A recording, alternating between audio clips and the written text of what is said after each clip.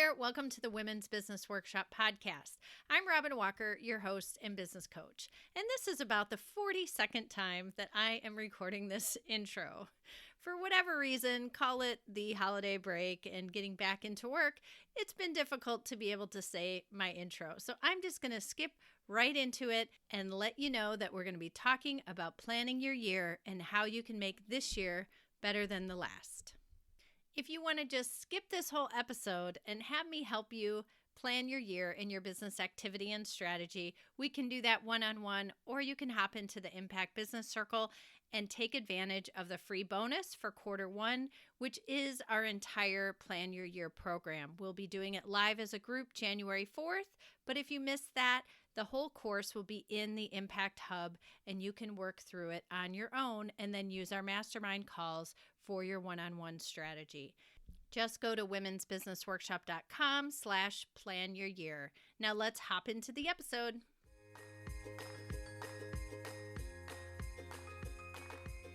It's that time of year when business owners dream bigger than usual, vow to stay on track, and make endless promises to themselves about what they will accomplish this year when they just try harder.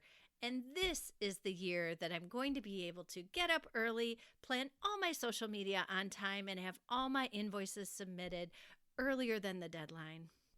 Does any of this sound familiar? And I joke with you, and I'm guilty of the same thing, but for some reason this time of year, we have overambitious perspective on how efficient we truly are and how long things actually take us to do. If we haven't been able to, quote unquote, force ourselves to be on time for social media in the last 5 to 10 years of business, all of a sudden we're just going to have that much more willpower? I don't think so. We all know that these promises don't last very far into the new year. So, my friends, what is going to make this year different? What will make 2024 different? I'm going to get straight into it and just tell you the answer. Accountability. It is the real reason why most of you aren't achieving your goals. You work by yourself or with a few team members who, let's be honest, they probably don't have the ability or the authority to call you out on not getting things finished. So who is holding you responsible for following through on your tasks or your goals? Let me just answer that for you. I'll tell you guys who you've been asking for accountability from, and then I'll tell you why it's not working. So some of you are asking your spouses to hold you accountable, and I'm just going to tell you guys that's just a bad idea. I think we all know why, and I don't really need to say it, but unless your spouse is your co-owner, I don't think it's a good idea to set yourself up for having your spouse be the one to tell you what you're not doing well. All right, number 2, maybe you asked a friend or a colleague to be accountability partner. Why don't you tell me if this sounds familiar? You find someone else who says, oh my gosh, I totally need accountability. And you say, so do I. Let's be accountability partners. Sounds great. You start out strong. Maybe you message each other. Maybe you meet regularly, and then it slowly fizzles out. Or one person's the only person contacting the other. Can I tell you what's wrong with this scenario? 2 people who struggle with accountability are deciding they're going to help the other person with accountability. So if you're looking for someone to help you with accountability, don't pick someone else that also struggles with the same problem that you struggle with. It usually does not work. Maybe you're just trying to will yourself to change. You're just going to try that much harder. Or maybe you have said, I'm going to come up with these new weekly routines and schedules. But often these have no basis in reality, you guys. They're just not realistic compared to what your history shows for your efficiency or when you like to work or how long you can focus or in what environment. We're really overambitious when we make all these crazy schedules and routines, and some of us just aren't built that way. Lastly, maybe you make this elaborate business plan for the year and then you never look at it again. Or partway through the year, when you've been winging it again, you catch yourself and you say, oh, I got to go back and look at that business plan. These don't work. Bits and pieces of these may work to help support you, but they're not true accountability, and it's not consistent or reliable. Now, you may have some accountability already built into your business that you don't even realize or you don't count. Your CPA or your accountant is expecting your financials by a certain date. So you do them. Even if it's begrudgingly, you give her your financials because it is the time and the deadline and you don't want to disappoint her. The IRS is expecting your business taxes to be submitted by a certain date. And I really hope and know that most of you do them. You turn them in when you need to turn them in because you don't want the IRS on your bad side, of course. Your employees need to be paid on time. So that's something you follow through on because your employees are counting on you. Do you notice what the consistent thread is? It's another human being that's expecting you to complete a task. But most entrepreneurs don't have some similar accountability set up to hold themselves accountable for their business growth or that big project you want to do, that thing that you've always dreamed of getting complete. You don't have anyone holding you accountable for that. All right, so let's switch into my nerdy side and look at the data behind goal achievement. According to a recent Forbes article about the study held by the American Society of Training and Development, ASTD, researchers found that individuals have the following probability of completing a goal by taking these different actions. Some of these you've probably done. I'm guessing most of you have not done all of them. Number one, you have an idea or goal. That's not hard. A lot of you already have that. If you have a goal, guess what your percentage is that you're going to complete it? 10%. 10%. So just having an idea or a goal will get you 1/10 of the way. Consciously deciding that you will do it, researchers say, bumps that up to 25%. If you want to get up to 40%, you have to decide when you will do it. And I do see this as a big gap for people who set goals. They don't decide when they're actually going to work on it. That bumps you up to 40%. But even still, at that point, you have more chance of not completing the goal than you do for achieving the goal. Most of you are probably thinking, okay, well, if you plan how to do it, you've decided, you have the goal, you know when you're going to do it, that's got to get us close to 100, right? Nope. It's only 50%. So you have your idea, you decide you're going to do it, you decide when, and you create the whole plan, and that's still only 50%. Now, to bump you up another 15% is committing to someone else that you will do it. So that's telling another person, I am going to write this book. So you have the plan, you have all the things, and you tell someone, I'm going to do it. That will get you up to 65%. Then there's one more step that can get you up to 95%. 95%! That's like pretty much there. That is to have a specific accountability appointment with someone you've committed to. So this is having regularly scheduled appointments with someone who is committed to helping you with your goal. Now, when you say you had your friend that was going to be your accountability partner, maybe you only had that and the goal, but you didn't have any of the middle pieces, or that other person wasn't as committed as you were. You know what helps you get really committed? When you pay money for something. How many of you have paid money for something? So maybe it's an event. You're like, I'll be darned, I'm going to that event. I paid for it. We're going to go. I'm not going to let those tickets go to waste. Or maybe it's some kind of subscription. Now, I'm not going to use a gym as an example because I know there's plenty of people that pay for the gym and do not feel obligated to go. So we're going to leave that one off the example list. So there's nothing wrong with paying for accountability. I think a lot of people think, and I'm going to do like quotes, that they should be able to do it by themselves.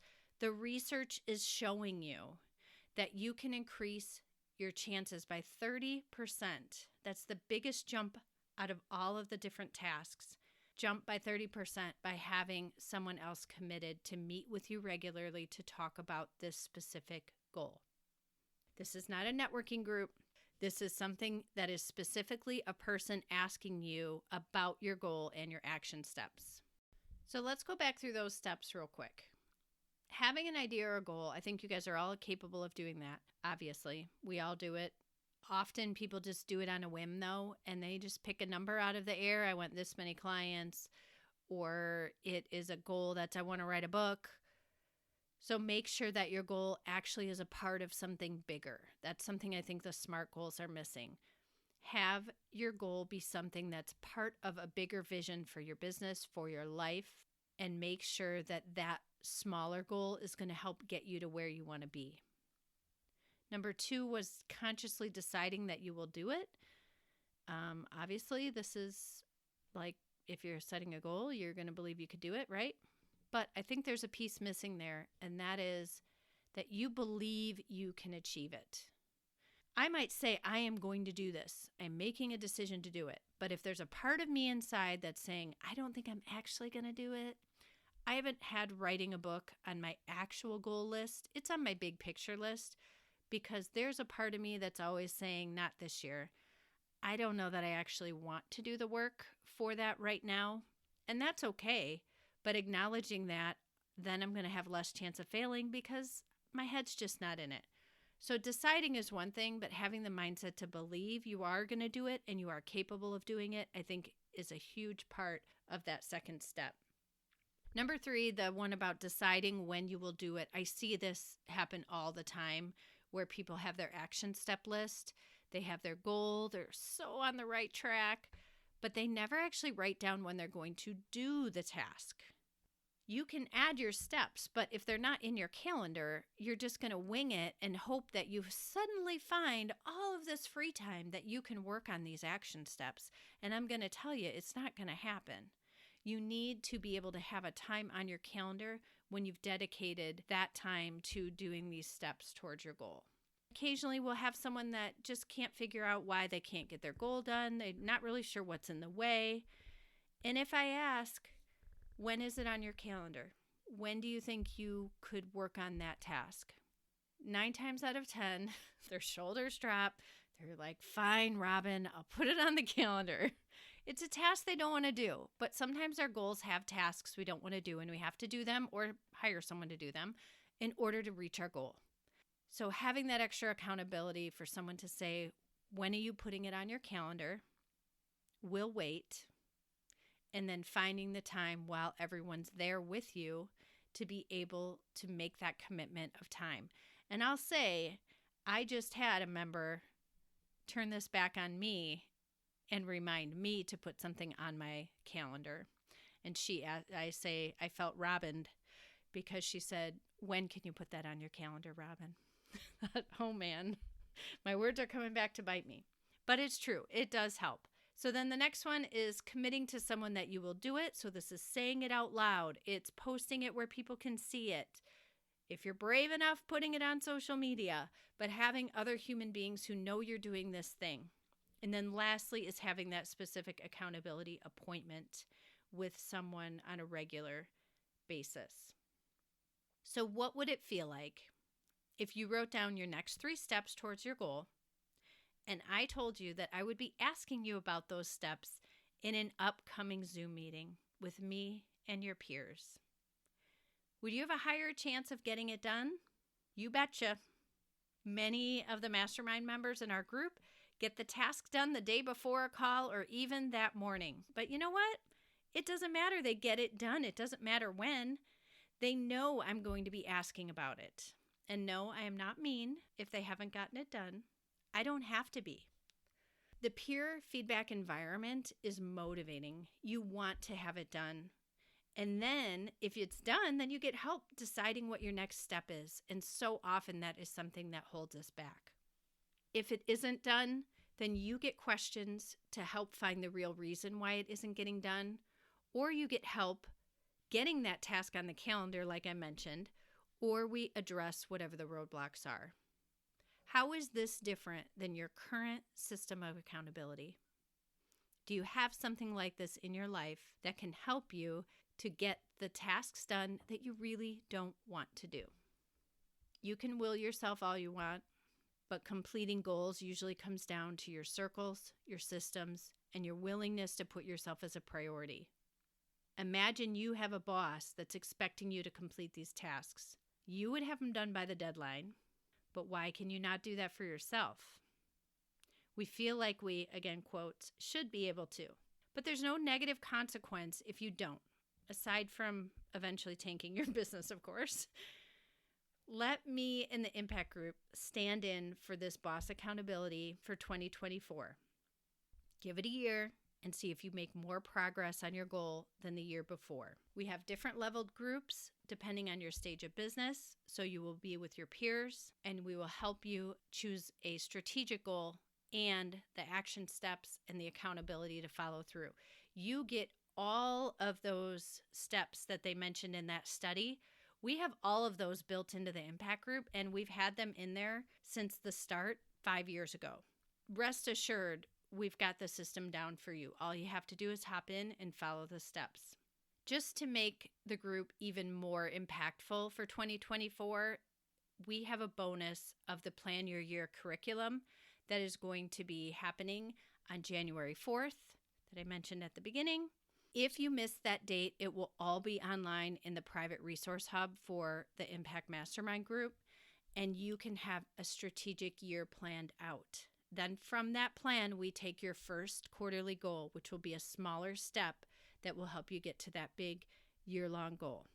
This is the year that we are going to stop winging it and get support from our peers and from the professionals. There are a lot of different ways that you can get support. If you would like to hop on a call and I can share some of the different ways that you and I can work together in 2024, please visit womensbusinessworkshop.com and look for the link to book a discovery call. I am rooting for you guys in 2024. I am excited for your businesses. I am excited to see your growth. Please get in touch and share your goals with me for this new year. Now go get back to work.